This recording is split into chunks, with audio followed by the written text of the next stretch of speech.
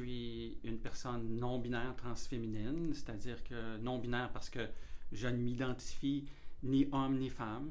Je suis moi-même, tout simplement, dans mon identité de genre. Transféminine parce que aussi j'ai été assigné masculin à la naissance, mais depuis quelques années, je fais une transition vers mon moi plus féminin.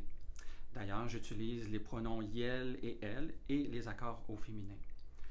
Si j'en suis arrivé là aujourd'hui, c'est parce que j'ai été en questionnement depuis mon enfance, mais comme vous le comprenez, à l'époque, dans les années 70 ou même 80, on n'en parlait pas de non-binarité, d'identité de genre, ça n'existait pas.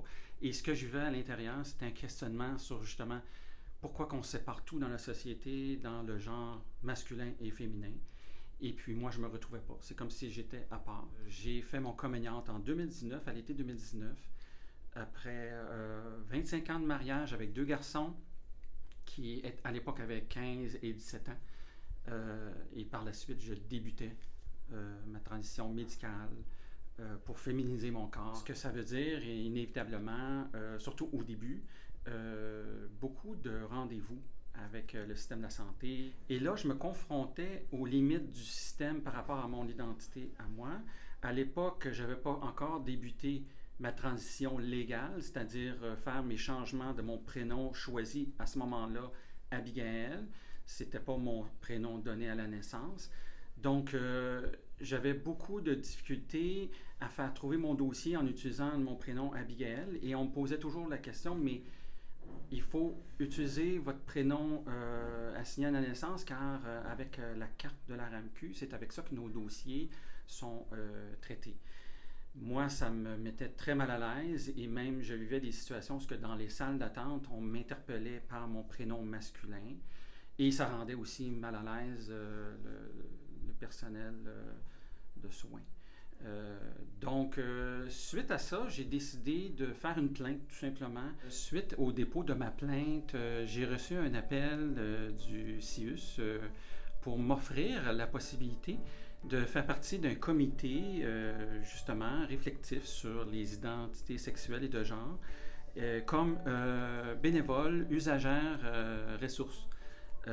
J'ai trouvé que c'était une belle marque d'attention parce que je ne m'attendais pas à ça, que suite au dépôt d'une plainte, on me contacte pour me dire ben, est-ce que tu peux participer et nous aider comme organisme, organisation, pour améliorer nos processus. Et donc, moi, j'ai adoré la proposition. Donc, c'est comme ça que j'ai commencé à faire partie du comité.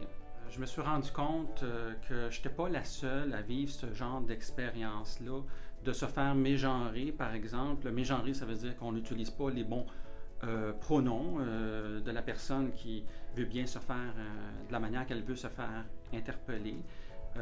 On peut tout simplement demander à la personne et non pas déterminer, prendre pour acquis le genre de la personne simplement par son apparence ou sa voix. Puis aussi, dire tout haut son prénom légal, son dead name qu'on appelle, en français on dit morinommé, c'est-à-dire que pour nous, c'est un prénom mort, il n'a plus sa signification. Notre prénom choisi, qui va devenir souvent le prénom légal par la suite, parce que les procédures sont très longues pour faire les démarches pour légaliser son prénom. Bien, durant cette période-là, c'est une période d'anxiété qu'on vit. Pour moi, participer à la Fierté Montréal, c'est une manière de démontrer publiquement que j'existe, que j'ai ma place dans la société. J'ai essayé de me conformer pendant 50 ans aux normes sociétales du genre et ça ne fonctionne pas.